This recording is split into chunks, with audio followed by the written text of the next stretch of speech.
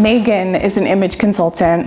Within the first few moments of meeting her, you see people's eyes get really wide as they suddenly start thinking, what am I wearing? Inevitably, they will step aside and ask her, how am I doing?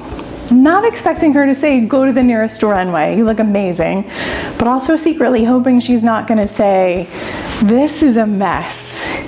They want to understand what great looks like.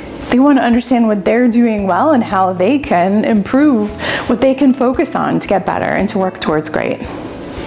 Stacy is an influence and communications expert. She models this so well in her life, so much so that people stand up straighter when they're around her.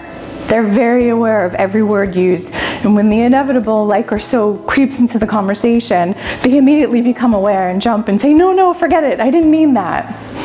At some point, they eventually say to her, how am I doing? And they don't expect her to say, go to the nearest TED stage, but they are secretly hoping that she's going to point out some things that they're doing well. They want to understand what great looks like so they can figure out how to get better. Each time I work with a team or a leader, I inevitably get pulled aside at some point and I'm asked, how am I doing?